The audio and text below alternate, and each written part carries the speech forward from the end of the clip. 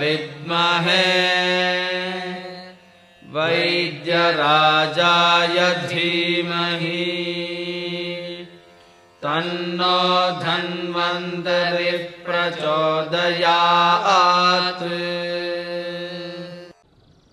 ರಾಗಾದಿರೋಗಾನ್ ಸತತಾನ್ ಶಕ್ತಾನ್ ಅಶೇಷಕಾಯ ಪ್ರಸ್ತುತಾನ್ ಅಶೇಷಾನ್ ಔತ್ಸುಕ್ಯ ಮೋಹ ಅರತಿದಾನ್ ಜಗಾನ್ ಯೋ ಅಪೂರ್ವ ವೈದ್ಯಾಯ ನಮೋಸ್ತು ತಸ್ಮೈ.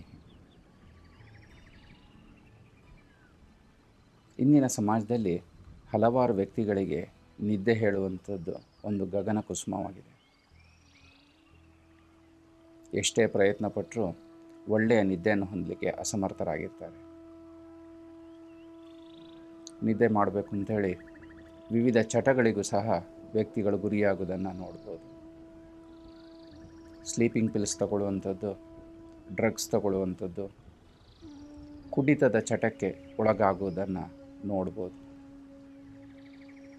ಆದ್ದರಿಂದ ಪ್ರತಿಯೊಬ್ಬ ವ್ಯಕ್ತಿಯು ನಿದ್ದೆ ಬರದೇ ಇರಲಿಕ್ಕೆ ಯಾವ ಕಾರಣಗಳಿದೆ ಇದನ್ನು ಅವಾಯ್ಡ್ ಮಾಡಬೇಕು.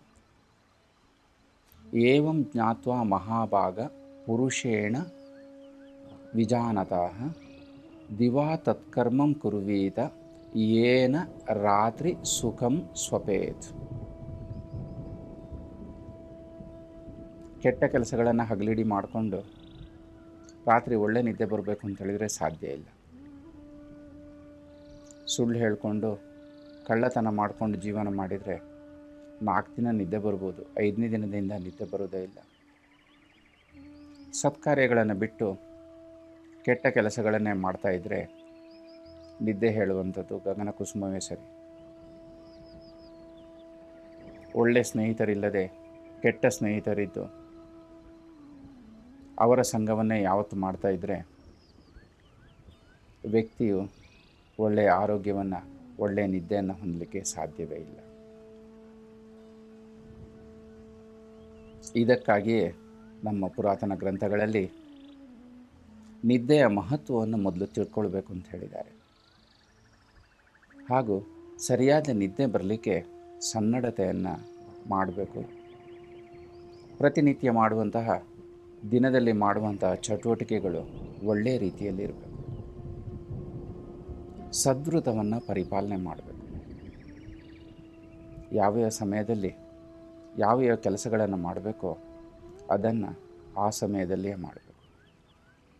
ಬೆಳಗ್ಗೆ ಏಳುವಂಥ ಸಮಯ ಇರ್ಬೋದು, ದಿನಪೂರ್ತಿ ಸೇವಿಸುವಂತಹ ಆಹಾರದ ಸಮಯ ಇರ್ಬೋದು,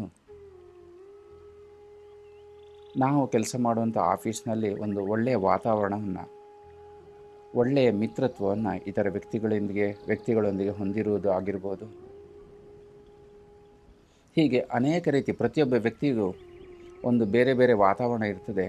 ಅದನ್ನು ಒಳ್ಳೆಯ ರೀತಿಯಲ್ಲಿ ಇಟ್ಕೊಳ್ಬೇಕು. ಒಳ್ಳೆಯ ರೀತಿಯಲ್ಲಿ ಇಟ್ಕೊಂಡಾಗ ಮನಸ್ಸು ಸಹ ಪ್ರಸನ್ನತೆ ಹಾಗೂ ಶಾಂತಿಯನ್ನು ಹೊಂದಿರ್ತದೆ. ಯಾವುದೇ ರೀತಿಯಾದಂತಹ ಒಂದು ಒತ್ತಡಗಳು, ಮಾನಸಿಕ ಒತ್ತಡಗಳು, ಚಿತ್ತೋದ್ವೇಗ ಇವುಗಳಿರುವುದಿಲ್ಲ. ಯಾವಾಗ ವ್ಯಕ್ತಿಯು ಇವುಗಳನ್ನು ಹೊಂದಿರುವುದಿಲ್ವೋ ಆ ವ್ಯಕ್ತಿಯು ಮನೆಗೂ ಸಹ ಸಾಯಂಕಾಲ ಬಂದಾಗ ಪ್ರಶಾಂತನಾಗಿರ್ತಾನೆ. ದಿನಪೂರ್ತಿ ಸರಿಯಾದ ಸಮಯದಲ್ಲಿ ಆಹಾರವನ್ನು ಸೇವಿಸಿರ್ತಾನೆ. ಆಹಾರವು ಸಹ ಸರಿಯಾಗಿ ಜೀರ್ಣ ಆಗ್ತಾ ಇರ್ತದೆ. ಹೀಗೆ ಇದನ್ನೆಲ್ಲ ದಿನಪೂರ್ತಿ ಮಾಡಿಕೊಂಡು ಒಳ್ಳೆಯ ಚಟುವಟಿಕೆಗಳನ್ನು ಹೊಂದಿ ರಾತ್ರಿ ಯಾವಾಗ ವ್ಯಕ್ತಿ ನಿದ್ದೆ ಮಾಡಲಿಕ್ಕೆ ಹೋಗ್ತಾನೋ ಆ ವ್ಯಕ್ತಿಗೆ ಬೇಗನೆ ನಿದ್ದೆ ಬರ್ತದೆ. ಹಾಗೂ ಗಾಢವಾದಂತಹ ಒಂದು ಒಳ್ಳೆಯ ನಿದ್ದೆಯು ಆ ವ್ಯಕ್ತಿಗೆ ಬರ್ತದೆ. ಶರೀರ ಹಾಗೂ ಮನಸ್ಸಿಗೆ ಒಳ್ಳೆಯ ವಿಶ್ರಾಂತಿ ಸಿಗ್ತದೆ. ಈ ರೀತಿಯಾಗಿ ನಿದ್ದೆಯ ಒಂದು ಮಹತ್ವವನ್ನು ಪ್ರತಿಯೊಬ್ಬರು ತಿಳ್ಕೊಂಡು ಒಳ್ಳೆಯ ನಿದ್ದೆಯನ್ನು ಹೊಂದಲಿಕ್ಕೆ ಹಗಲಿಡೀ ಒಳ್ಳೆಯ ಚಟುವಟಿಕೆಗಳನ್ನು ಮಾಡಿ ಮನಸ್ಸನ್ನು ಒಳ್ಳೆಯ ರೀತಿಯಲ್ಲಿ ಇಟ್ಕೊಂಡು ಬದುಕುವುದು ಅತಿ ಅವಶ್ಯಕವಾಗಿದೆ.